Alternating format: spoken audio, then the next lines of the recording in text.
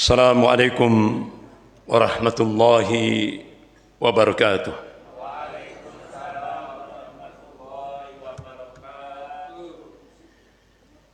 Innal hamdalillah nahmaduhu wa nasta'inuhu wa nastaghfiruh wa na'udzu billahi min shururi anfusina wa min sayyiati a'malina. May yahdihillahu fala mudilla lahu wa may yudlil fala hadiya lahu. Asyhadu an la ilaha illallah wahdahu la syarika lah wa asyhadu anna Muhammadan abduhu wa rasuluh. Ya ayyuhalladzina amanu taqullaha haqqa tuqatih wa la tamutunna illa wa antum muslimun. Ya ayyuhan nasu taqu rabbakum alladzi khalaqakum min nafsin wahidah wa khalaqa minha zawjaha wa batha minhuma rijalan katsiran wa nisaa'a wattaqullaha alladzi tasaaluna bihi wal arham innallaha kana 'alaikum raqiba. Ya ayyuhalladzina amanu taqullaha wa qulu qawlan sadida yuslih lakum a'malakum wa yaghfir lakum dhunubakum wa may yuti'illaha wa rasulahu faqad faza fawzan 'azima. Amma ba'd, fa inna asdaqal hadis kitabullah wa khairul hadi hadi Muhammadin sallallahu alaihi wasallam wa syarrul umur muhdatsatuha wa kullu muhdatsatin bid'ah wa kullu bid'atin dhalalah wa kullu dhalalatin finnar. Ma'asyiral muslimin rahimakumullah, pagi hari ini kita akan membahas satu tema yang benar-benar sangat penting kita ungkap, terutama untuk kekinian, kontemporer ini. Karena materi kita pada pagi hari ini adalah masalah ummah, dari problematika umat kontemporer, problematika umat kekinian. Dan kaum muslimin wajib untuk mengetahui ini, karena ini tantangan eksternal yang berimplikasi benar-benar luar biasa, dan kaum muslimin harus siap menghadapinya. Bapak-bapak, ibu-ibu yang dimuliakan Allah Subhanahu wa taala, kajian kita pagi hari ini mengungkap tentang bahaya virus yang lebih berbahaya dari virus COVID-19. Kalau virus COVID-19 itu implikasinya cuma dunia, tapi kalau virus sekularisme dan liberalisme ini dampaknya sampai akhirat. Ini yang harus dipahami oleh kaum muslimin, lebih khusus di Indonesia. Bapak-bapak, ibu-ibu yang dimuliakan Allah, Allah Subhanahu wa taala memberikan tanbih kepada kita hamba-hambanya yang amanu wa taqwa. Sebagaimana firman Allah dalam surah Al-Imran ayat 140. Allah berfirman, a'udzubillahi minasyaitonir rajim. Wa tilkal ayyam nudawwiluha bainan nas wa liya'lamallahu alladziina aamanu wa yattakhidha minkum syuhada wallahu la yuhibbudz dzalimin. Wa tilkal ayyam nudawwiluha bainan nas, dan masa kejayaan dan kehancuran, masa kemenangan dan kekalahan Allah pergilirkan di tengah-tengah manusia itu, supaya dari situ bisa diambil ibrah, pelajaran. Waliya'lamallahu alladziina amanu, dan Allah ingin menunjukkan bukti kebenaran ini pada hamba-hambanya yang amanu, yang muwahhid, yang mentauhidkan Allah dalam segala aspek kehidupan ini. Wa yattakhidha minkum syuhada, dan Allah ingin menjadikan sebagian mukmin gugur sebagai syuhada atau mati syahid. Wallahu la yuhibbudz dzalimin, dan Allah tidak mencintai orang-orang yang zalim. Sebagian mufassir menafsirkan wallahu la yuhibbudz dzalimin, ini maknanya Allah tidak mencintai orang mukmin yang tidak mau berjihad fisabilillah di jalan Allah Subhanahu wa taala. Ayat surah Al-Imran ayat 140 ini Allah mengabarkan tentang sunatut tadawul, pergantian kepemimpinan dunia dari golongan mukmin kepada golongan kafir. Ini sunatullah. Sebagaimana Rasulullah SAW mengabarkan dalam satu hadis dari Hudzaifah bin Yaman radhiyallahu an, dan ini dulu sudah pernah saya sampaikan. Ini hadis rawahu Imam Ahmad. Qala Rasulullah SAW, takun nubuwah fikum masyaallah an takuna thumma yarfa'uha idza sya'a yarfa'ha. Thumma takunu khilafatun al min hajji nubuwah fayakunu masyaallah an takuna thumma yarfa'uha idza sya'a yarfa'ha. Thumma takunu mulkan adhan fayakunu masyaallah an takuna thumma yarfa'uha idza sya'a yarfa'ha. Thumma takunu mulkan jabriyah fayakunu masyaallah an takuna thumma yarfa'uha idza sya'a yarfa'ha. Thumma takunu khilafatan ala minhajin nubuwah. Kemudian Rasulullah SAW diam. Jadi hadis ini pernah kita bahas pada beberapa waktu yang lalu di Masjid Kiai Haji Ahmad Dahlan ini. Tidak perlu saya ungkap lagi. Jadi dari hadis ini Rasulullah mengabarkan tentang 5 periodisasi sejarah yang akan dialami oleh umat Rasulullah SAW. Apa yang dikabarkan oleh Rasulullah dalam hadis ini wajib kita sikapi dengan tasdiquhu fima akhbara. Kita harus membenarkan apa yang dikabarkan oleh Rasulullah SAW. Karena apa? Allah tegaskan dalam surah An-Najm ayat 3 sampai 5, a'udzubillahi minasyaitonir rajim, wa may yantiqu 'anil hawa in huwa illa wahyun yuha. Jadi apa yang disampaikan oleh Rasulnya itu bukan ahwa, bukan hawa nafsu. Apa yang disampaikan oleh Rasulullah SAW itu wahyu yang diwahyukan oleh Allah kepada Rasulnya. Pasti terjadi, tidak bisa tidak. Kemudian Rasulullah mengabarkan tentang 5 periodisasi sejarah yang akan dialami oleh kaum muslimin, umat Rasulullah ini, sampai menjelang yaumil kiamah. Periodisasi sejarah yang pertama yaitu masa nubuwah, kenabian. Itu kalau kita buka dalam kitab-kitab sirah nabawiyah, kurang lebih sekitar 23 tahun. Baik periode Makkiyah maupun periode Madaniyah. Kemudian periodisasi sejarah ini sesuai dengan apa yang ditetapkan oleh Allah Subhanahu wa taala. Kemudian Allah cabut jika Allah menghendakinya. Tsumma takunu khilafatul alamin haji nubuwah fayakunu masyaallah an takuna tsumma yarfa'uha idza sya'a yarfa'ha.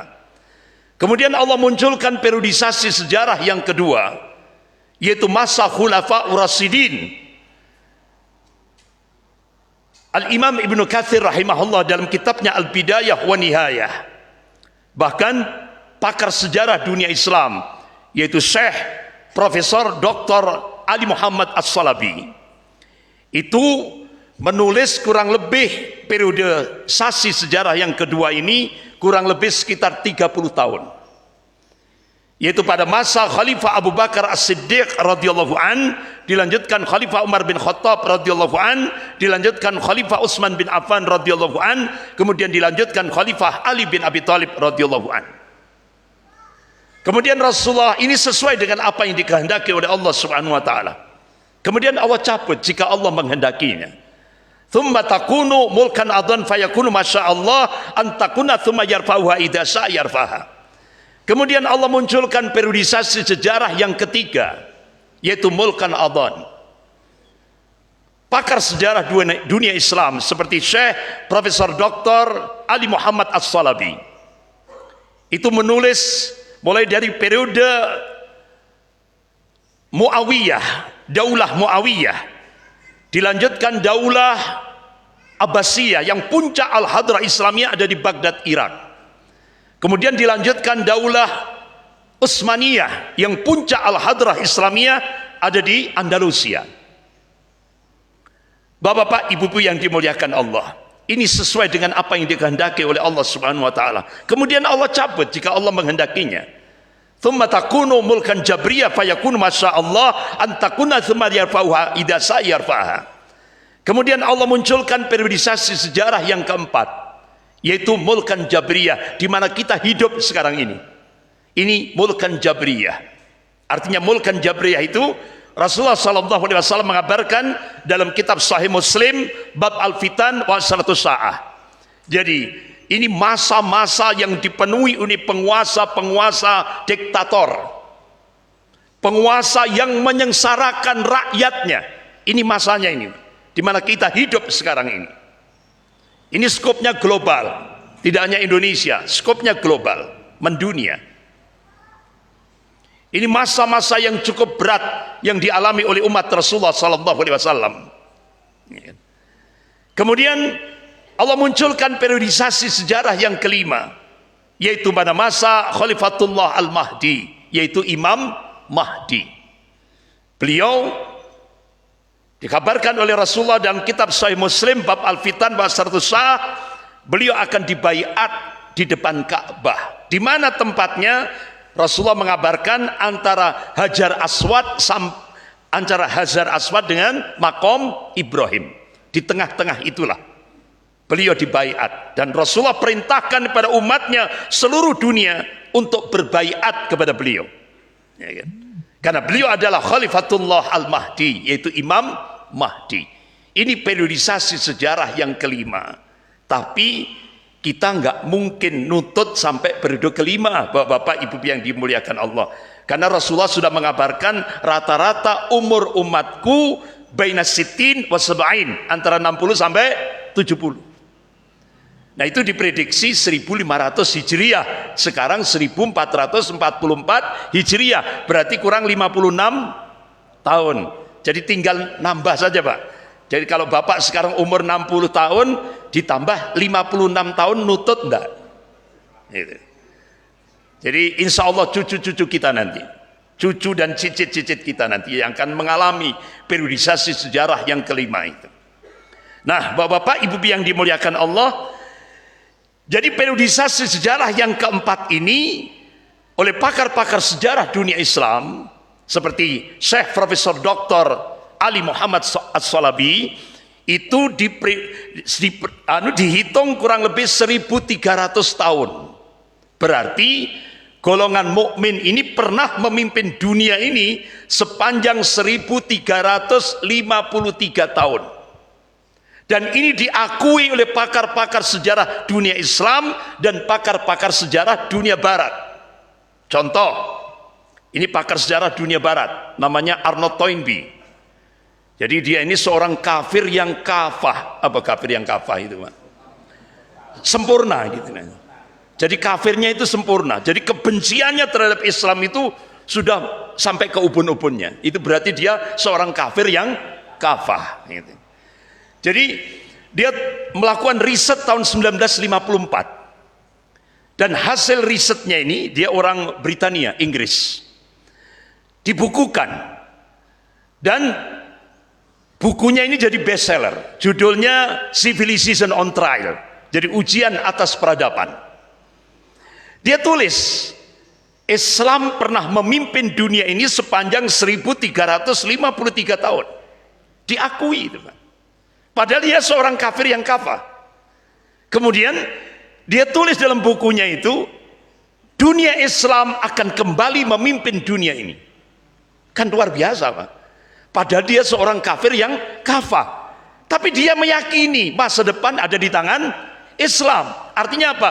Dunia Islam akan kembali memimpin dunia ini. Karena apa? Sunnatullah, Pak. Setelah Islam memimpin dunia sepanjang 1353 tahun, kemudian drop, ya kan? Artinya apa? Kemudian akhirnya hancur. Nah, setelah terpuruk, itu sunatullahnya, Bang, akan bangkit. Jadi Safatul Islamiyah, kebangkitan Islam itu sesuatu yang pasti. Nah, itu tidak bisa tidak. Nah, itu. Jadi Bapak Ibu yang dimuliakan Allah, akhirnya peneliti pakar sejarah dari dunia barat ini, Arnold Toynbee ini, Di akhir tulisannya dia tampakkan bahwa dia seorang kafir yang kafah. Apa? Ditulis, Pak, semoga ini tidak terjadi. Jadi dongone wong kafir muga-muga gak sida. Jadi dia padahal dia pakar sejarah, dia tulis objektif sekali. Tapi di akhir tulisannya dia berdoa, semoga itu tidak terjadi. Ini doanya seorang kafir yang kafah. Tapi ketika dia menulis sejarah, dia objektif. Dan dia meyakini masa depan ada di tangan Islam. Artinya apa? Masa depan Islam akan kembali memimpin dunia ini. Bahkan tidak hanya itu, lembaga dunia yang terbesar tingkat global, yaitu the Pew Forum on Religion and Public Life, itu meneliti, melakukan riset sejak tahun 2005. Dan dia memprediksi 2027 Islam akan menjadi agama terbesar seluruh dunia, Pak. 2072 bukan 2027. Ya kan? Ya, berarti kalau 2027 insya Allah kita masih hidup ini ya, insya Allah. Jadi 2072 itu diprediksi Islam akan menjadi agama terbesar seluruh dunia. Ini lembaga riset milik orang kafir. Dia percaya itu. Bahkan dari sisi kuantitas Indonesia akan dikalahkan oleh India. Jadi nanti jumlah terbesar penduduk muslim seluruh dunia itu ranking pertama untuk diprediksi itu 2025 itu diprediksi India. Setelah itu Indonesia. Jadi Indonesia akan dilompati oleh India. Nah itu. Jadi seperti itu, Pak. Itu hasil riset lembaga riset dunia The Pew Forum on Religion and Public Life. Bahkan dari riset ini Eropa itu akan terjadi perubahan besar-besaran. Artinya apa? Akan terjadi perimbangan ya. Di Eropa komunitas muslim akan berimbang. Jadi 50-50, 50% muslim, 50% non muslim. Itu di Eropa. Makanya jangan kaget sekarang, Pak, di Eropa, terutama di Inggris, itu banyak wali kota muslim. Itu justru di Inggris. Nah, itu. Jadi seperti itu. Bapak-bapak, ibu-ibu yang dimuliakan Allah, dari apa yang saya sampaikan tadi, sunnatullah, Allah pergilirkan kepemimpinan dunia dari golongan mukmin pada golongan kafir sampai hari ini. Nah, kira-kira benar apa enggak, Pak? Apa yang dikabarkan oleh Allah dan Rasulnya benar enggak? Nyata, Pak. Sekarang seluruh dunia dikendalikan oleh Golkaf, golongan kafir. Contoh Indonesia. Ya. Indonesia sekarang dikuasai Cina. Itu, Pak. Kalau dulu Amerika, sekarang Cina. Ini nyata. Ya. Sehingga akhirnya Indonesia berubah kiblat dari Amerika ke Cina. Bahkan staf Panglima TNI yaitu Bapak Jenderal Aditya Warantoha di Masjid Al-Azhar Jakarta Selatan, beliau memberikan statement, begitu Indonesia berubah kiblat ke Cina, ini implikasinya Ipolisosbud Hankam. Nyata, Pak. Nyata. Bahkan pakar intelijen dunia, pakar strategi perang dunia Peter Warren dan August Cole melakukan riset. Hasil risetnya langsung dipublish di media internasional. Apa, Pak, hasilnya? Diprediksi tahun 2030 di Indonesia akan terjadi bencana geopolitik. Jadi 2030 di Indonesia akan terjadi bencana geopolitik. Apa bencana geopolitik ini?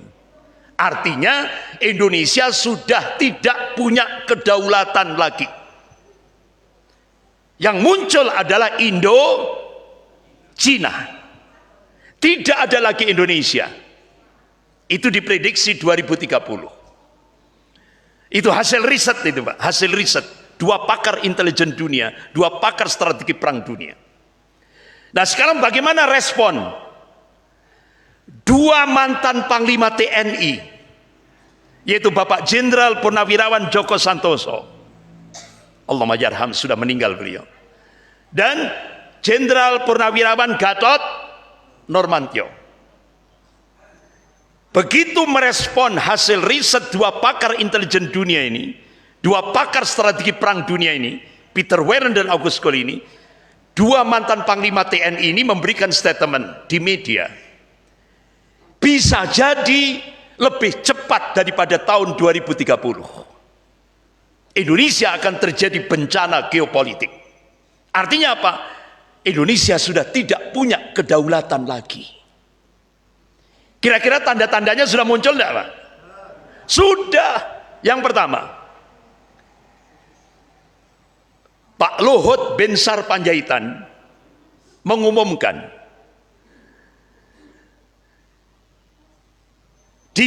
diperkirakan bulan Juni 2023 peresmian proyek kereta cepat Jakarta-Bandung akan diresmikan oleh Presiden Cina Xi Jinping. Berarti itu pertanda Indonesia sudah tidak punya kedaulatan. Jadi yang meresmikan proyek kereta cepat, kereta cepat ini Jakarta Bandung itu justru Presiden Cina Xi Jinping, bukan Presiden Indonesia. Itu tanda Indonesia sudah mulai tidak punya kedaulatan. Tanda yang kedua, begitu Presiden punya ambisi ingin membangun ibu kota negara yang baru, IKN.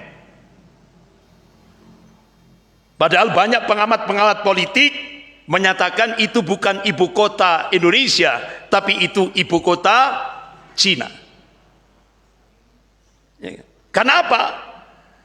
Yang membangun itu semuanya hutang dari Cina, semennya juga dari Cina, dari pabrik-pabrik semen Cina, yang membangun buruh-buruh dari Cina, ya kan? Semuanya dari Cina. Tapi nanti Indonesia harus setelah bangunan ibu kota negara yang baru itu jadi, Indonesia harus menyewa kepada Cina, nyewa. Sementara ibu kota Jakarta digadaikan.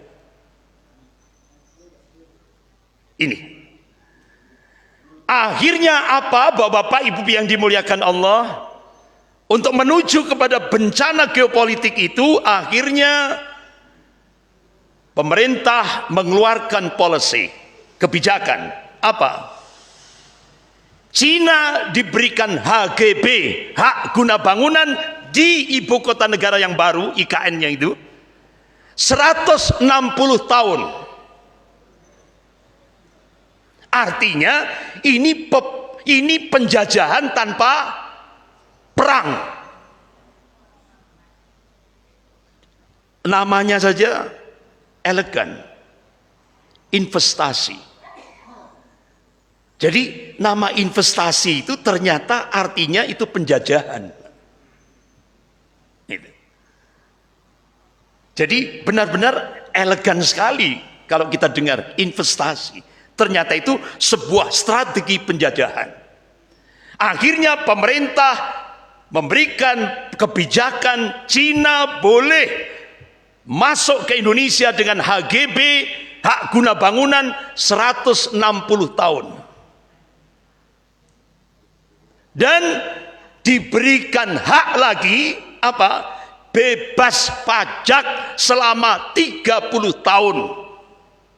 Ditambah lagi diskon pajak 350%. Berarti kan nikmat ini. Ini satu kenikmatan. Bukan nikmatul iman wal Islam ini, Pak. Tapi ini Cina itu kenikmatan bagi kami tanpa perang. Kami sudah menguasai Indonesia. Tanda-tanda yang ketiga, pemerintah mengeluarkan policy lagi, kebijakan lagi. Apa? visa second home. Artinya apa? Sekarang kalau kita ngurus visa itu kan biasa rata-rata 5 tahun kan, Pak. Ini 10 tahun. Artinya warga negara Cina daratan boleh nempat di Indonesia 10 tahun, baru kemudian ngurus lagi visanya. Akhirnya apa yang terjadi, Bapak-bapak, Ibu-ibu yang dimuliakan Allah?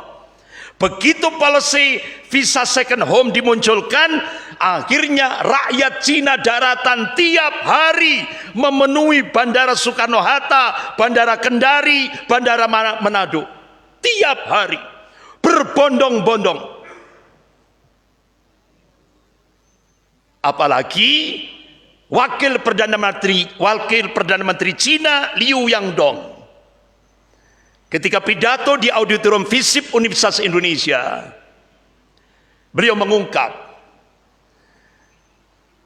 konsekuensi Cina memberikan bantuan hutang kepada Indonesia tahap pertama 647 triliun. Syarat yang pertama, karena Cina tidak punya istilah freelance, makan siang gratis, tidak ada istilah itu. Tapi Cina mengeterapkan take and give.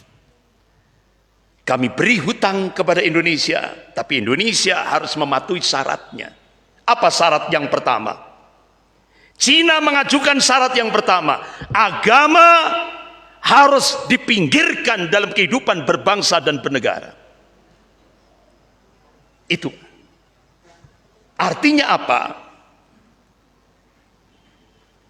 Muncullah sebuah nota diplomatik rahasia dari Kedubes Amerika di Beijing tanggal 5 Maret 2007 dengan kode referensi Beijing 1448. Isinya apa?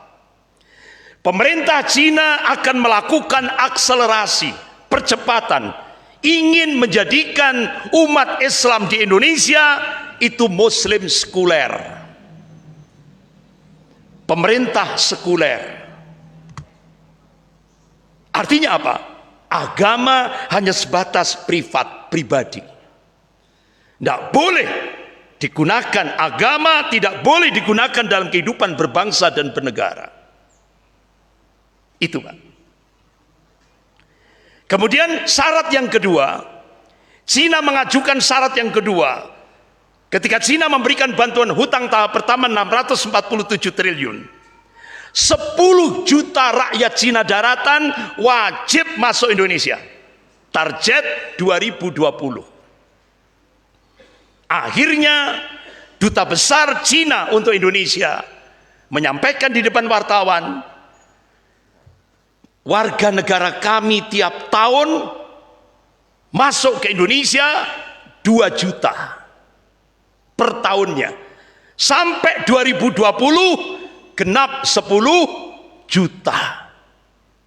Akhirnya pemerintah memfasilitasi dengan ucapan ahlan wa sahlan. 19 bandara udara dan laut disiapkan oleh Indonesia untuk menyambut 10 juta rakyat Cina daratan. Saya tanya ke bapak-bapak, ibu-ibu, sudah masuk apa belum? Sudah.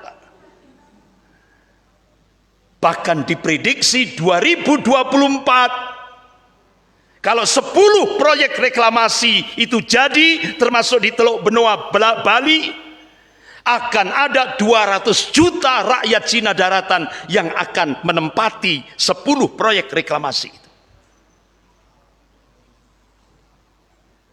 Akhirnya mantan ketua BIN dan mantan gubernur DKI, yaitu Bapak Jenderal Sutioso, memberikan warning kepada Indonesia, hati-hati. Rakyat Cina daratan yang datang ke Indonesia itu tidak akan balik ke Cina lagi. Terus akhirnya saya ini, Pak, pada orang-orang sepuh itu, saya tanya, gimana prediksi Jayabaya. Wong Jawa kari separo, wong Cina kari sak jodoh. Berarti apa yang dikabarkan oleh Rasulullah akan terjadi peperangan antara kaum muslimin dan mata sipit. Itu kan hadisnya sahih. Ya kan? Tapi peperangannya terjadi di mana? Wallahu a'lam, hanya Allah yang tahu. Jadi itu yang sering disebut dengan Ya'jud wal Ma'jud. Cirinya matanya sipit, hidungnya pesek. Itu Rasulullah sudah memberikan kabar. Ya kan? Ya. Tapi wallahu a'lam kapan peperangan itu terjadi? Kalau dikorelasikan dengan prediksi Jayabaya. Wong Jawa kari separo, wong Cina kari sak jodoh. Nah, prediksi Jayabaya ini ternyata jadi kenyataan itu. Zaman edan, nek ora edan, ora keduman. Tapi bejo-bejone wong kang eling lan waspada. Artinya apa? Menurut konsep Islam itu bukan zamannya yang edan, tapi orangnya yang edan. Itu menurut konsep Islam. Tapi kalau Jayabaya zamannya yang edan. Nah, ternyata terjadi di Indonesia. Jadi sekarang kalau kepingin punya jabatan harus gila dulu. Harus gila dulu, Pak, baru dapat jabatan. Atau kalau bahasa agamanya, kita harus jadi munafik dulu, baru dapat jabatan. Itu di Indonesia itu, Pak. Itu bukan rahasia lagi. Makanya sekarang di Indonesia berbondong-bondong jadi orang munafik. Itu berbondong-bondong, ya kan? Kenapa kok saya bisa menyebut berbondong-bondong? Karena di baliknya ada min amplopi bin fulus. Ada iming-iming jabatan. Itu sekarang di Indonesia lagi tren. Padahal ini Bapak-bapak, Ibu-ibu yang dimuliakan Allah. Allah ingatkan dalam surah Al-Maidah ayat 145 itu kalau tidak salah. A'udzubillahi minasyaitonir rajim, innal munafiqin fil darkil asfali minan nar. Sesungguhnya orang munafik itu nanti di neraka diletakkan di dasarnya neraka, keraknya neraka. Rasulullah sallallahu alaihi wasallam mengabarkan ini yang paling ringan saja itu, yaitu yang akan menimpa paman beliau Abu Thalib kalau meninggal dalam keadaan kafir. Itu ketika jari-jari kaki Abu Thalib disentuhkan, ini baru nyentuh loh Pak, belum masuk, baru disentuhkan di permukaan api neraka, itu otaknya sudah mendidih. Ini adab yang paling ringan. Nah, kalau diletakkan di dasarnya neraka itu, Bapak Ibu bisa bayangkan ini. Ini baru menyentuh saja otak sudah mendidih. Apalagi diletakkan di dasarnya. Na'udzubillah, na'udzubillahi min dzalik. Justru sekarang di Indonesia ini berbondong-bondong. Na'udzubillah min dzalik. Bapak-bapak, Ibu-ibu yang dimuliakan Allah. Apa itu sekularisme? Dalam buku ensiklopedia Inggris, sekularisme adalah salah satu pergerakan sosial yang bertujuan mengalihkan aktivitas manusia dari orientasi ukhrawi atau kehidupan akhirat kepada orientasi duniawi semata. Itu istilahnya terjemahan menurut ensiklopedia Inggris tentang sekularisme. Nah, sekarang bagaimana sekularisme menurut Islam? Sekularisme menurut Islam itu adalah ideologi kufur yang tujuannya menjauhkan peranan agama dalam kehidupan dunia. Artinya, Bapak-bapak, Ibu-ibu yang dimuliakan Allah, sekularisme itu merupakan ideologi yang ingin mewujudkan dominasi dunia pada semua sisi kehidupan. Politik, ekonomi, sosial, moral, konstitusi, dan lainnya. Jauh dari perintah-perintah agama serta larangan-larangannya. Ini makna sekularisme. Nah sekarang apa liberalisme? Liberalisme. Kalau sekularisme itu pemisahan agama dalam kehidupan, kalau liberalisme itu menyuguhkan Islam tidak lagi bersumber pada Al-Quran dan hadis, tapi menyuguhkan Islam sesuai dengan ro'yunya, akalnya, pendapat-pendapatnya. Dan itu sekarang lagi semarak di Indonesia. Ini virus, Pak. Virus yang sangat berbahaya, lebih berbahaya daripada virus COVID-19. Bapak-bapak, ibu yang dimuliakan Allah. Jadi, kalau disimpulkan, sekuler itu Allah masih disembah. Tapi syariat Islam, syariat Allah dicampakkan. Itu. Allah ingatkan dalam surah Al-Baqarah ayat 85 ini. A'udzubillahi minasyaitonir rajim. Afatu'minu bi ba'dil kitab wa takfuruna bi ba'd. Fama jazaa'u may yaf'alu dzalika minkum illa khizyun fil hayatid dunya. Allah Subhanahu wa taala mencela perbuatan itu. Yang berarti meninggalkan perbuatan yang wajib dan melakukan hal lain mengikuti hawa nafsunya sendiri. Mereka seperti orang yang beriman kepada sebagian dari Alkitab dan mengingkari sebagian lainnya. Dari sinilah Allah mengancam mereka dengan kehinaan dan kesengsaraan hidup baik di dunia maupun di akhirat, dan azab di akhirat itu yang Allah tegaskan. Ini makna sekuler kalau kita kembalikan pada Al-Quranul Karim. Jadi Allah masih disembah, ya kan? Tapi syariat Allah dicampakkan. Nah ini. Itulah kehidupan sekuler. Dan sekarang Indonesia dipaksa untuk menjadi negara sekuler. Oleh siapa? Cina. Ini Pak. Sehingga akhirnya bapak-bapak, ibu yang dimuliakan Allah, ya kan? Untuk mewujudkan itu, Indonesia atau pemerintah menciptakan buzzer. Buzzer.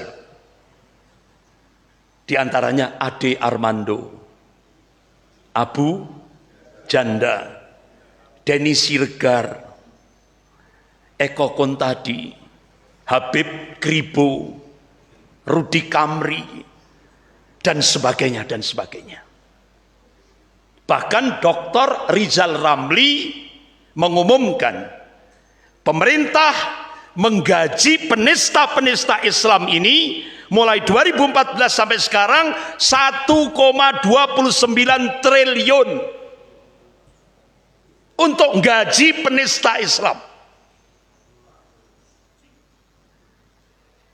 Bapak-bapak, ibu yang dimuliakan Allah, ini nyata Pak. Karena saya pernah ya beberapa kali terus ya dipanggil ya, oleh Bareskrim. Bahkan 4 dari Mabes Polri, 4 orang pertama datang ke rumah, minta supaya saya menurunkan tensi. Jadi tidak boleh membahas tentang gerakan PKI di Indonesia ini, gerakan komunisme di Indonesia ini. Akhirnya selang 1 minggu saya ditelepon Mabes Angkatan Darat dari Bais, ya, Ustadz, mohon bahaya komunisme disosialisasikan di tengah-tengah masyarakat Indonesia. Jadi saya bingung Pak, Mabes Polri melarang, Mabes Angkatan Darat memerintahkan saya untuk mensosialisasikan tentang bahaya komunis di Indonesia. Akhirnya begitu saya ditelepon dari Bais Mabes Angkatan Darat, langsung all out Pak. Saya lebih garang, tambah naik tensinya. Akhirnya datang 6 dari Bareskrim Mabes Polri, langsung penyidikan. Ya. Tanpa kula nuwun, langsung penyidikan. Sehingga akhirnya bapak-bapak, ibu yang dimuliakan Allah, tidak tanggung-tanggung. Yang melaporkan itu adalah Eva Sundari, DPP PDIP Pusat. Juhairi Misrawi, DPP PDIP Pusat. Kemudian DPW PDIP Surabaya, Jawa Timur. Nah, itu. Akhirnya 6 penyidik dari Bareskrim Mabes Polri langsung menyidik saya. Pertanyaan terakhir, Ustadz, apakah Ustadz ini mengupload sendiri, mengedit sendiri? Saya jawab, tidak. Alhamdulillah, Ustadz bebas dari delik hukum. Selesai, sudah.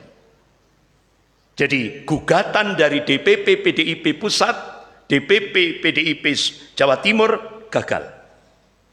Ancamannya saya diancam 10 tahun penjara. Terakhir sebelum Ramadan saya diundang di Jember. Saya sampaikan, ya kan, apa adanya.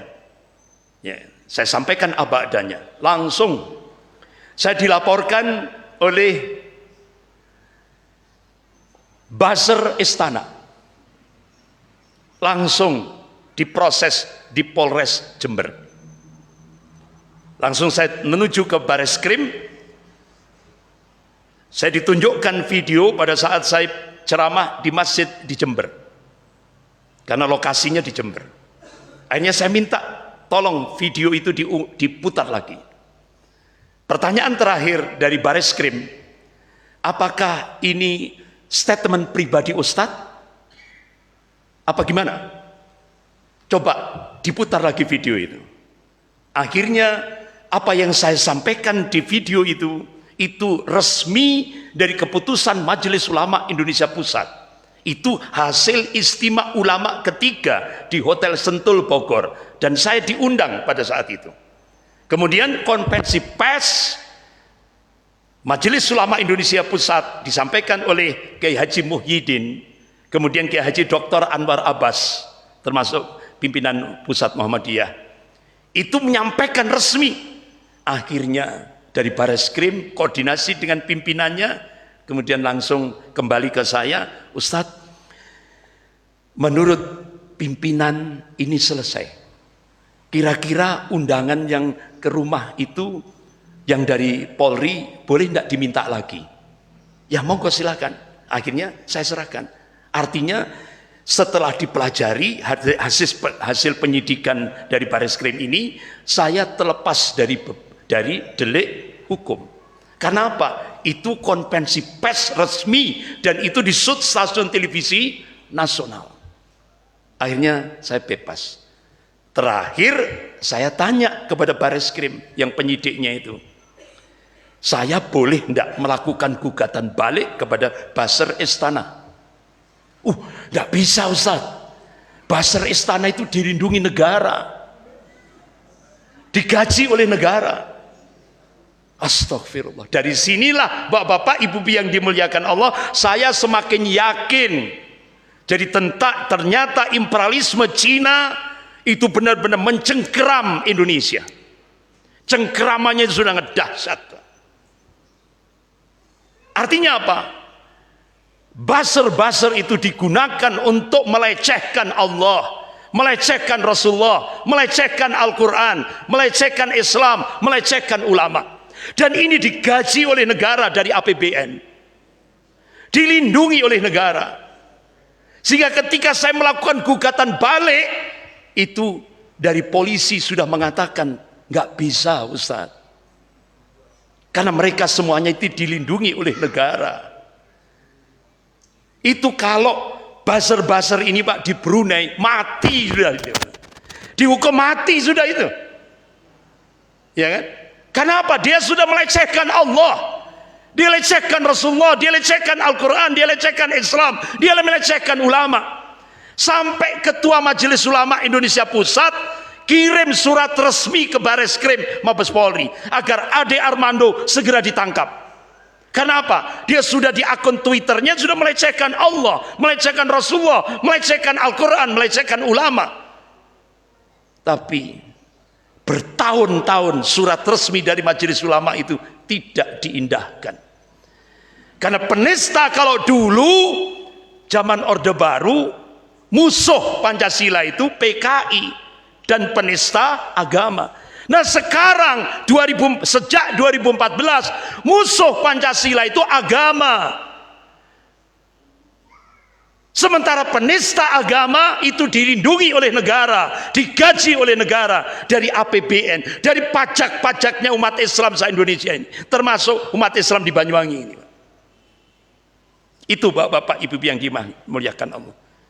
Dampak ketika kita dijajah oleh Cina. Sampai akhirnya begitu saya ingin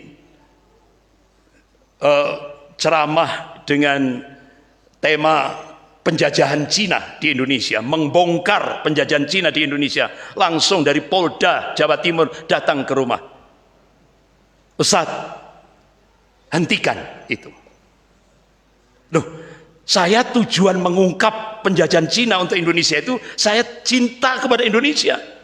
Supaya kalangan muda ini bangkit untuk menyelamatkan NKRI ini. Loh, kenapa saya dilarang? Ya tapi itu tidak boleh Ustaz, tidak boleh.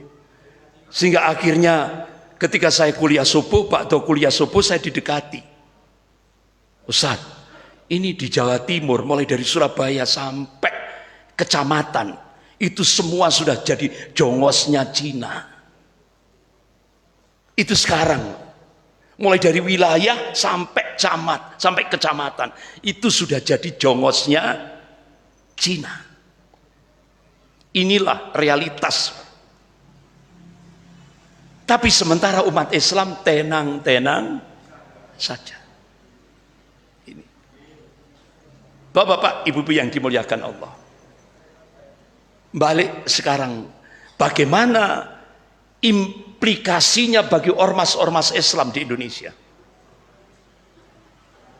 Ketika virus sekuler dan liberal ini dipaksakan ke Indonesia. Bagaimana implikasinya bagi ormas Islam? Ini. Bapak-bapak, ibu-ibu yang dimuliakan Allah. Allah ingatkan dalam surah Al-Fat ayat 23. A'udzubillahi minasyaitonir rajim. Sunnatullahi allati qad khalat min qabl wa lan tajida sunnahi tabdila. Jadi sunnatullah itu berlaku sejak dulu kata Allah. Dan kalian tidak akan pernah menemukan perubahan akan sunnatullah. Artinya apa? Allah yang meninggikan langit tanpa tiang ini, Allah subhanahu wa ta'ala yang menguasai rotasi alam jagat raya ini, mengabarkan sejarah akan berulang. Yang membedakan adalah warna dan kualitasnya. Bapak-bapak, ibu-ibu yang dimuliakan Allah, bagaimana implikasinya ketika imperialisme Cina mencengkeram dengan gerakan sekularisme dan liberalisme ini? Ternyata, ya Allah, mengulang sejarah masa lalu. Sejarah berulang lagi. Bapak-bapak, ibu-ibu yang dimuliakan Allah, kita masih ingat sejarah Nasakom. Nasionalis, agama, dan komunis. Dan ini dimunculkan oleh Soekarno sejak tahun 1926 di Surat Kabar Suluh Indonesia Muda. Kemudian tahun 1956 Soekarno mengkritik demokrasi parlementer. Beliau mengajukan demokrasi terpimpin ala komunis dengan Nasakom sebagai motor penggeraknya. Akhirnya begitu pasca dekret Presiden Soekarno 5 Juli 59, puncaknya muncullah peristiwa G30S PKI. Banyuwangi sebagai tempat bersejarah saat PKI, jaya-jayanya PKI. Banyuwangi, rakyat kaum muslimin Banyuwangi banyak menjadi korban kebiadaban PKI. Itu Pak. Itu implikasinya. Jadi dulu Presiden Soekarno merayu NU untuk keluar dari Masyumi ketika diajak haji di Mekah Al-Mukarramah. Tokoh-tokoh NU diajak ke Mekah, dirayu oleh Presiden Soekarno agar NU keluar dari Masyumi. Akhirnya NU keluar dari Masyumi, munculkan, berdirilah partai NU. Sehingga akhirnya Presiden Soekarno memunculkan ideologi baru, Nasakom. Jadi nasionalisnya itu PNI, pimpinan Soekarno. Agamanya partai NU. Komunisnya PKI. Sehingga akhirnya Presiden Soekarno pidato dengan jargon Nasakom bersatu, hancurkan kepala batu. Siapa kepala batu itu? Masyumi. Akhirnya ini sejarah yang tidak bisa dihapus. PNI, NU, PKI bersatu melawan Masyumi. Ini strategi divide et impera. Umat Islam diadu domba. Satu diangkat, satu diinjak. Akhirnya ratusan ulama-ulama Masyumi dijebloskan ke penjara tanpa prosedur hukum. Termasuk Buya Hamka, Allahumma yarham. Jadi Buya Hamka langsung dijeblos gara-gara menolak ideologi Nasakom. Buya Hamka dijebloskan ke penjara tanpa prosedur hukum. Beliau disiksa di penjara, hartanya disita oleh negara. Sampai-sampai Pak, untuk mempertahankan hidup di penjara, Buya Hamka minum air kencingnya sendiri. Karena tidak diberi minum. Di samping disiksa dengan cara yang biadab. Akhirnya Buya Hamka benar-benar Masya Allah, sabarnya kuat Pak. Beliau ambil hikmah, di penjara 2 tahun 4 bulan. Alhamdulillah Allah berikan pertolongan untuk menuntaskan penulisan tafsir Al-Azhar 30 juz. Akhirnya Buya Hamka bercita-cita setelah menyelesaikan masa tahanan 2 tahun 4 bulan, beliau bercita-cita kalau sudah keluar dari penjara, beliau akan mendatangi Presiden Soekarno dan memberi maaf terlebih dahulu. Bukan minta maaf loh Pak, memberi maaf terlebih dahulu. Itu cita-cita Buya Hamka. Tiba-tiba ajudan Presiden Soekarno datang ke penjara, menyerahkan secari kertas kepada Buya Hamka. Begitu secari kertas ini dibuka oleh Buya Hamka mengucapkan kalimat istirja, inna lillah wa inna ilaihi rajiun. Ternyata Presiden Soekarno meninggal. Jadi cita-cita Buya Hamka tidak kesampaian. Tapi di surat secari kertas itu ditulis oleh Presiden Soekarno, asli tulisan Presiden Soekarno, minta kepada Buya Hamka untuk menjadi imam sholat jenazah Presiden pertama Republik Indonesia. Allahu Akbar. Artinya apa? Presiden Soekarno merasa bersalah menjebloskan seorang ulama yang istiqomah ke dalam penjara gara-gara menolak ideologi Nasakom. Termasuk Perdana Menteri Republik Indonesia yang pertama, pencetus NKRI, yaitu Muhammad Natsir. Beliau dijebloskan ke penjara 4 tahun di Batu Malang, di penjara militer di Batu Malang. Bapak-bapak, ibu yang dimuliakan Allah, makanya kalau bapak ibu kalau mau ke Batu Malang, sebelum alun-alun itu di kanannya itu ada Masjid At-Taqwa, itu Masjid Muhammadiyah. Siapa yang meresmikan? Bapak Muhammad Natsir tahun 1967, saat beliau dipenjara di Batu Malang. Beliau masih menyempatkan untuk meresmikan Masjid Muhammadiyah, yaitu Masjid At-Taqwa, sebelum alun-alun Batu kalau dari Malang. Itu sejarah. Jadi ratusan ulama yang menolak ideologi komunis dijebloskan penjara oleh Presiden Soekarno tanpa prosedur hukum. Termasuk Muhammad Rom, ya kan? Siapa lagi? Kiai Haji Isa Ansori, Kiai Haji EZ Mutakin, ya kan? Pak Muhammad Ghazali, terus sampai ada Pak Prawoto Mangkusasmito, ya itu. Nah, itu. Dan banyak ulama-ulama yang lain. Itu resiko, Pak. Sampai akhirnya Presiden Soekarno tahun 1958 bulan Agustus pidato. Pidatonya benar-benar luar biasa, Pak. Gegap gempita. Dia katakan 907 ulama yang menolak ideologi Nasakom itu, kata Presiden Soekarno, itu adalah ulama amoral. Astagfirullah. Jadi Presiden Soekarno marah, Pak.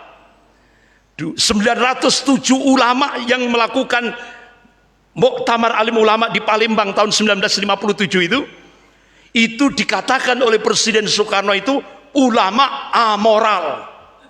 Berarti ulama yang tidak punya moral. Ya Allah, ternyata Pak, ulama-ulama dulu itu Masya Allah, hidupnya berat. Apa? Hidupnya itu dakwah, jihad, penjara. Dakwah, jihad, penjara. Itu ulama-ulama dulu. Jadi benar-benar, makanya ketika sahabat tanya, ya Rasulullah, siapa orang yang paling berat ujiannya ketika hidup di dunia ini? Rasulullah berikan jawaban, al-anbiya, para nabi. Setelah itu wahai Rasulullah, as-salihun, orang-orang soleh, para ulama. Setelah itu wahai Rasulullah, amthalu minan nas, di bawahnya. Berat. Bapak-bapak, ibu-ibu yang dimuliakan Allah. Jadi sejarah berulang. Sekarang muncul Nasakom jilid 2. Sejarah berulang. Tadi kan sudah saya sampaikan dalilnya surah Al-Fat ayat 23. Sejarah berulang yang membedakan warna dan kualitasnya. Akhirnya muncullah start 2014, muncullah Nasakom jilid 2 sampai hari ini. Sejak 2014. Nasionalisnya kalau dulu PNI, sekarang PDIP. Agamanya Islam Nusantara. Komunisnya PKI Perjuangan. Ini Nasakom jilid 2 sampai hari ini. Bapak-bapak, ibu-ibu yang sepuh-sepuh masih ingat jaya-jayanya PKI. Itu seni budayanya itu menampilkan lodrok, ya kan? Itu apa Pak temanya? Gusti Allah mati, Gusti Allah mantu. Pelecehan Pak. Itu jaya-jayanya PKI di Indonesia, termasuk di Banyuwangi. Melecehkan ulama itu tikus yang harus dibunuh. Kadrun, kadal, gurun. Itu istilah-istilah jaya-jayanya PKI yang disematkan, yang itu untuk menyudutkan umat Islam di Indonesia, termasuk di Banyuwangi. Itu sampai lodroknya Gusti Allah mantu, Gusti Allah mati. Pelecehan betul orang-orang PKI di Indonesia ini. Nah sekarang agak lembut, ya kan? Agak lembut. Ya masih itu taswif pelecehan. Kalau dulu kan terang-terangan gitu kan. Gusti Allah mati. Kalau sekarang dengan Nasakom jilid 2 ini agak lembut, Pak. Islam Nusantara. Ini bagus, Pak. Islam Nusantara. Ya kan elegan sekali. Nah, apa itu Islam Nusantara? Kata Profesor Said Agil Sirot, Islam Nusantara itu bukan madhab, bukan aliran, tapi tipologi. Mumayyizat. Mumayyizat itu kan kalau ada seorang yang sudah balik itu bisa membedakan yang benar dan yang salah. Khosois, keumuman. Islam yang santun, berbudaya, ramah, toleran, berakhlak, dan berperadaban. Inilah Islam Nusantara. Pak, Bu, definisi Islam Nusantara ini bagus, the best. Tapi begitu mengaplikasikan Islam Nusantara, rusak. Isinya apa? Taswih, pelecehan. Kenapa? Ada unsur politik di baliknya, yaitu Nasakom Jilid 2. Akhirnya dia berikan statement. Kristen Al-Quran itu sama. Bahkan diungkap dalam buku ini, membuka kedok tokoh-tokoh liberal di dalam tubuh NU. Jadi menurut Profesor Said Agil Sirot, konsep teologi Islam itu sama dengan konsep teologi Kristen. Sama. Coba Pak, ini kan pelecehan. Padahal definisi Islam Nusantara itu kan bagus, toleran, ramah, ya kan, berbudaya. Tapi begitu diaplikasikan di lapangan, dia lecehkan Islam. Karena di baliknya ada unsur politis, yaitu Nasakom Jilid 2. Akhirnya apa? Coba kita timbang menurut Al-Quran dan As-Sunnah. Konsep teologi Islam itu tauhid, ya kan? Karena di dalamnya ada la ma'budu bihaqqin illallah, la ilaha illallah. Itu di dalamnya ada la ma'budu bihaqqin illallah. Artinya apa? Tidak ada ilah yang berhak disembah secara benar kecuali Allah. Artinya apa? Konsep teologi Islam itu muwahhid, tauhid. Sementara konsep teologi Kristen itu 3 in 1. 3 sama dengan 1, 1 sama dengan 3. Ajaran Trinitas yang dibawa oleh nabi palsu, yaitu Paulus. Itu Pak. Nah, sementara Profesor Said Agil Sirot sebagai ketua PBNU menyatakan konsep teologi Islam dan Kristen sama. Padahal kenyataannya tidak sama. Akhirnya Allah memberikan vonis. Bapak Ibu bisa lihat dalam surah Al-Maidah ayat 72 sampai 73. A'udzubillahi minasyaitonir rajim. Laqad kafara alladziina qalu innallaha huwal masih ibnu Maryam. Kafirlah orang yang mengatakan Allah adalah Isa putra Maryam. Kafir. Siapa yang memvonis kafir? Allah. Laqad kafara alladziina qalu innallaha tsalitsu tsalatsa. Kafirlah orang yang mengatakan Allah adalah salah satu dari yang 3. Tuhan Bapa, Tuhan Anak, Tuhan Roh Kudus. Kafir. Ini yang memvonis kafir adalah Allah. Tapi Ba'thul Masail NU merubah kata-kata kafir menjadi non muslim, sehingga tidak ada lagi qul ya ayyuhal kafirun, yang muncul adalah qul ya ayyuhal non muslim. Astagfirullah. Gara-gara Nasakom Jilid 2 muncul lagi statement, kita hidupkan lagi tragedi Karbala. Loh, tragedi Karbala itu kan Syiah, Rafidah. Padahal NU itu madhabnya Ahlus Sunnah wal Jamaah. Tapi kenapa kok diarahkan pada Syiah ini? Muncul lagi statement, selain NU salah semua, yang benar cuma NU. Padahal definisi Islam Nusantara toleran, berakhlak, berbudaya. Berarti antara definisi dengan praktek tidak sama. Muncul lagi statement, semakin panjang jenggotnya semakin goblok. Qala Profesor Said Agil Sirot. Padahal pendiri NU Hadratus Syekh Hasyim Asy'ari rahimahullah berjenggot.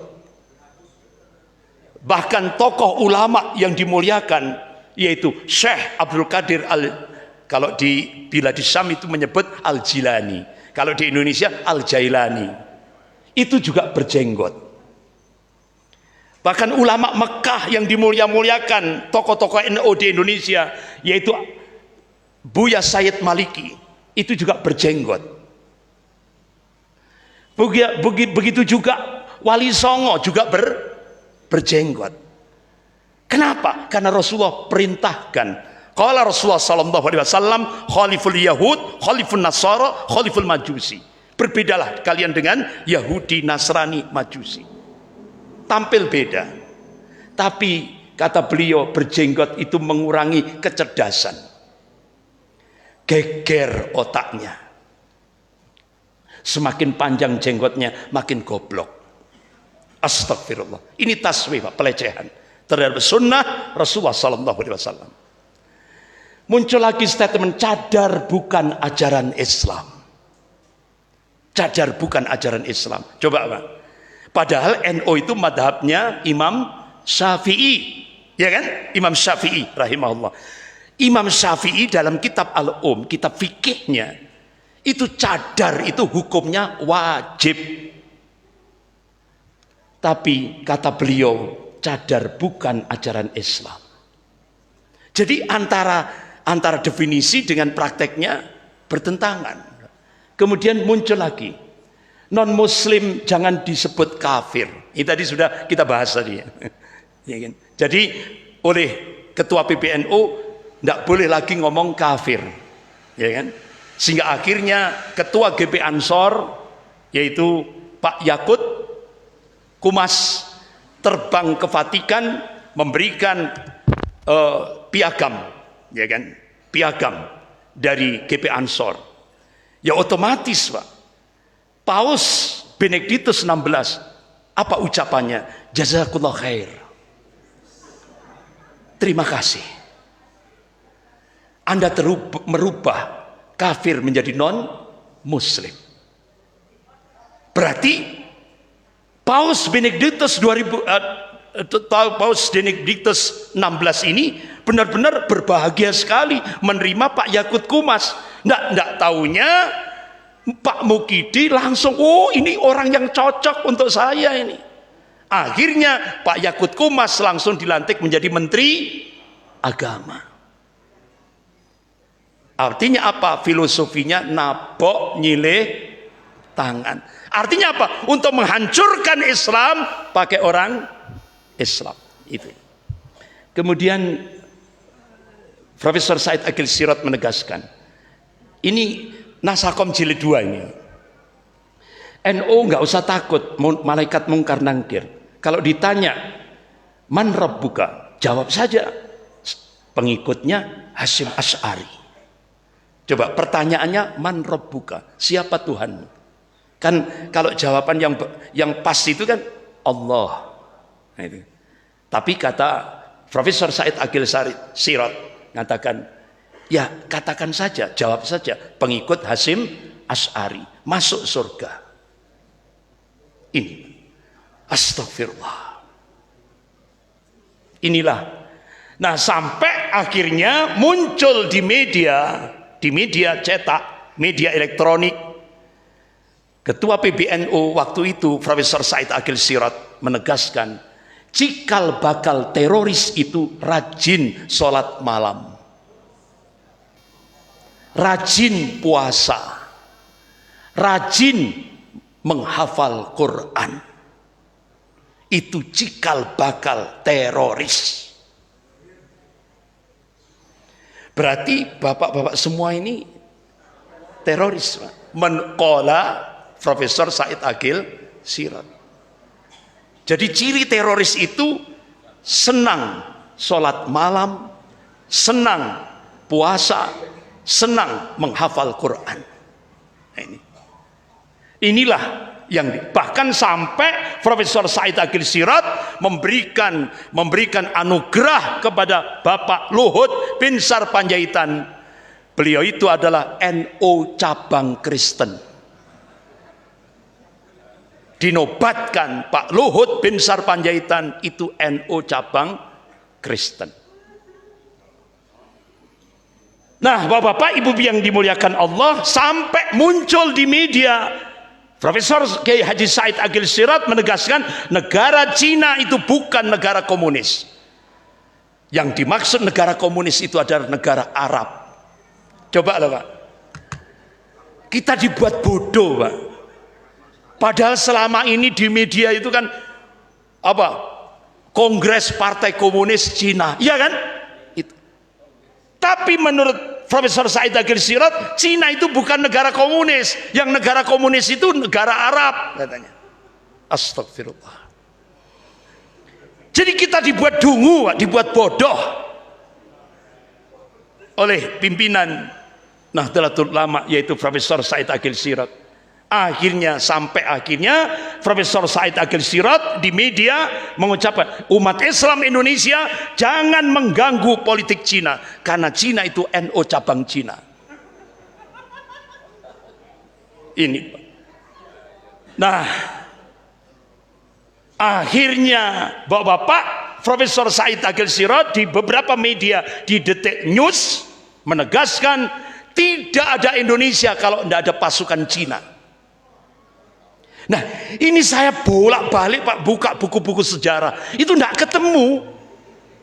Beberapa literatur buku-buku sejarah itu tidak ketemu. Jadi saya temukan yang pertama kali memberikan dukungan kemerdekaan Republik Indonesia itu mufti dari Palestina, yaitu Syekh Amin Al-Husaini rahimahullah. Kemudian ulama dari Mesir, yaitu Syekh Hasan Al-Banna rahimahullah. Kemudian pemimpin-pemimpin negara-negara Arab itu yang mendukung kemerdekaan Indonesia. Saya buka literatur buku sejarah, tidak ada Cina itu Pak.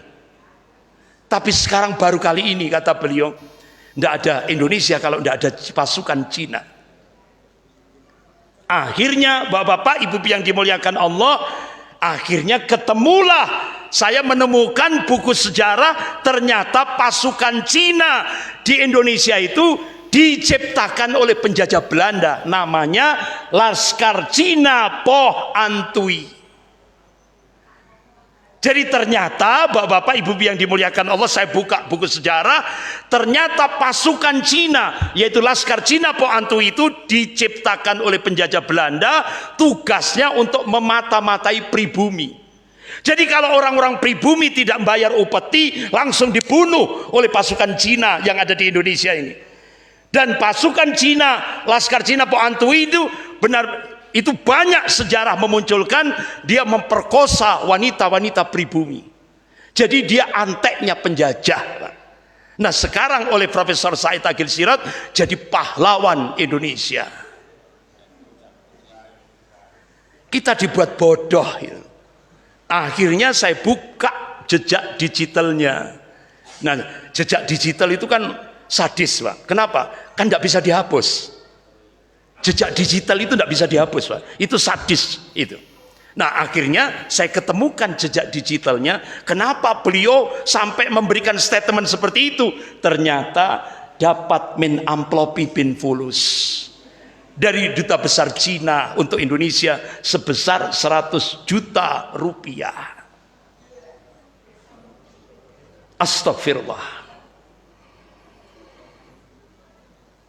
Imam Al-Ghazali rahimahullah dalam kitabnya Ihya Ulumuddin juz 2 halaman 381, rusaknya umat atau rusaknya rakyat itu karena penguasa, rusaknya penguasa karena rusaknya ulama, rusaknya ulama karena hubud dunia, cinta dunia dan kedudukan. Oleh karena itu kata Ibnu Qayyim rahimahullah, Ibnu Qayyim Al-Jauzi rahimahullah, ulama itu manusia yang paling jahat di muka bumi ini, kata Rasulullah. Rasulullah menegaskan ulama itu manusia yang paling jahat di kolong bumi ini. Rasulullah bersabda, qala Rasulullah sallallahu alaihi wasallam, innama akhafu ala ummati a'immatal mudillin, rawahu Tirmidzi. Yang aku khawatirkan atas umat ini munculnya pemimpin yang menyesatkan umat.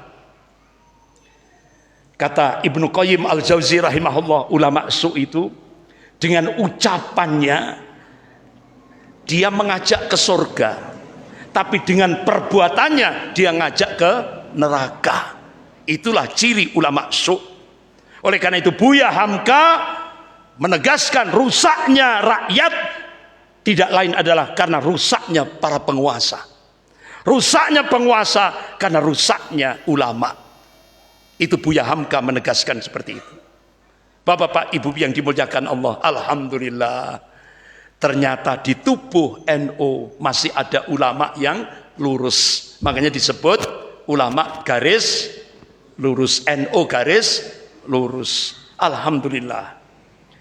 Ulama NU garis lurus diantaranya Kiai Haji Muhammad Najih Maimun, putranya Kiai Haji Maimun Jubair, Allahumma yarham, yang beliau meninggal di Mekah gitu.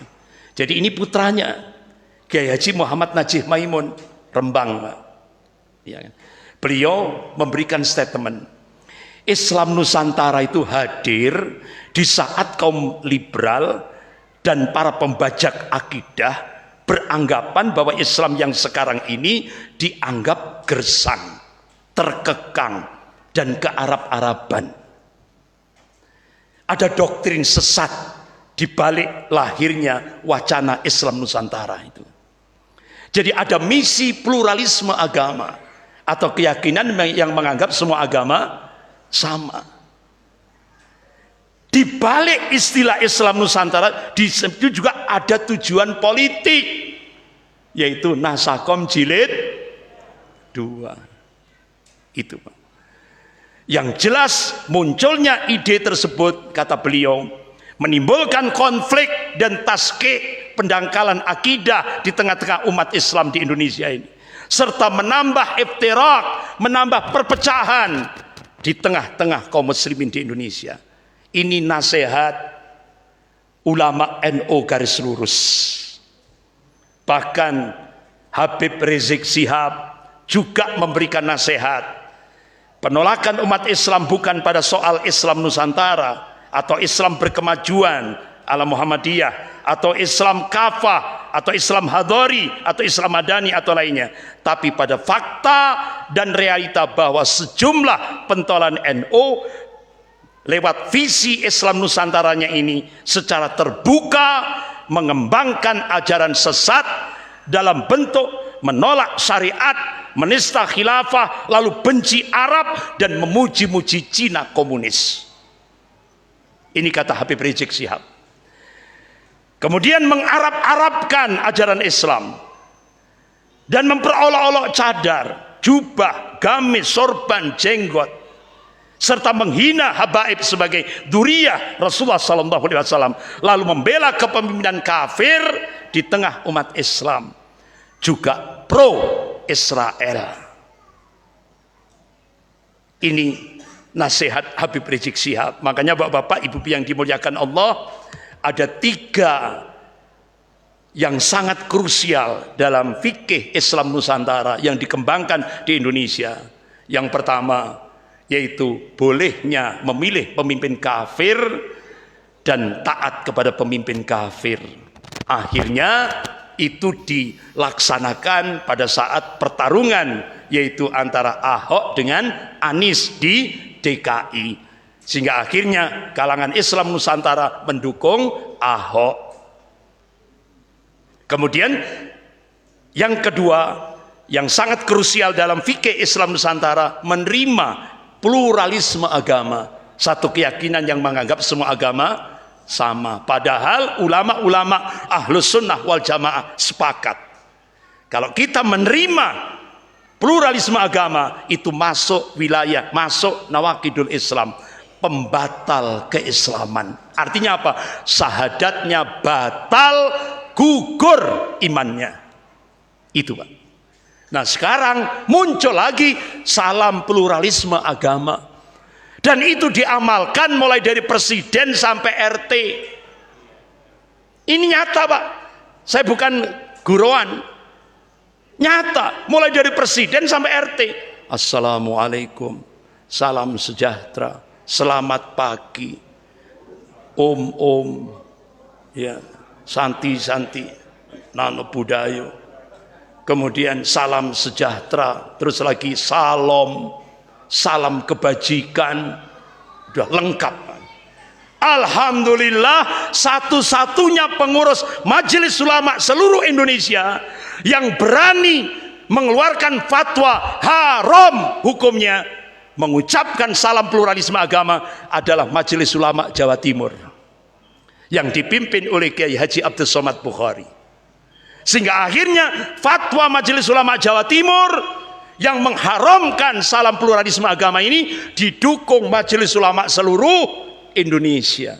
Alhamdulillah, ulama-ulama Jawa Timur masih berada di garda terdepan untuk menyelamatkan akidah umat Islam ini. Haram hukumnya, Pak. Nah, kalau sudah fatwanya haram, walaupun presiden siapapun ya sudah, ya kan? Jangan diikuti, karena ini diharamkan oleh ulama. Gitu. Ulama berada di garda terdepan. Kenapa, Bapak-bapak, Ibu yang dimuliakan Allah? Kenapa ulama sampai memberikan perhatian masalah ini? Karena takut akan apa yang diingatkan oleh Rasulullah sallallahu alaihi wasallam. Qala Rasulullah sallallahu alaihi wasallam, "Innallaha yaqul lakum muru bil ma'ruf wa nahawna 'anil munkar. Qabla fala ujibu lakum wa tas'aluni fala utikum fi fala ansurukum." Hai manusia, sesungguhnya Allah menyuruh kepada kamu, ajak manusia itu untuk berbuat yang ma'ruf dan cegah dari yang mungkar. Supaya jangan sampai terjadi satu masa di mana kalian berdoa kepada Allah, Allah sudah tidak lagi mendengarkan doa-doa kalian. Di mana kalian mohon pertolongan kepada Allah, Allah sudah tidak merespon permohonan kalian. Masa itu bisa terjadi, kata Rasulullah, bukan lantaran kita meninggalkan sholat, bukan lantaran kita meninggalkan puasa, tapi masa itu bisa terjadi kalau kita meninggalkan posisi duniawi kita, yaitu sebagai pengemban amar ma'ruf nahi mungkar. Makanya Muhammadiyah jargonnya amar ma'ruf nahi mungkar. Ini Bapak-bapak, Ibu yang dimuliakan Allah, ini yang ditakutkan oleh ulama-ulama di Indonesia ini. Takut doanya tidak didengar lagi oleh Allah. Makanya satu-satunya pengurus Majelis Ulama seluruh Indonesia yang berani mengharamkan salam pluralisme agama adalah dari Jawa Timur. Alhamdulillah. Bapak-bapak, Ibu-ibu yang dimuliakan Allah, waspada, danger. Umat Islam sedang diadu domba. Bahaya. Ini yang didengungkan oleh budayawan, yaitu MH Ainun Najib. Waspadalah. Umat Islam sedang diadu domba. Bahkan Bapak-bapak, Ibu yang dimuliakan Allah, berapa biayanya untuk adu domba ini? Antara NU dengan Muhammadiyah berapa, Pak? 20 triliun biayanya. Akhirnya DP-nya bolak-balik ditagih. Akhirnya resmi disut di stasiun televisi TV One, diserahkan langsung oleh Menteri Keuangan Bu Sri Mulyani, DP untuk memecah belah umat Islam di Indonesia. DP-nya diserahkan 1,5 triliun. Berarti masih ada sisa 18,5 triliun. Alhamdulillah, Bapak-bapak, Ibu-ibu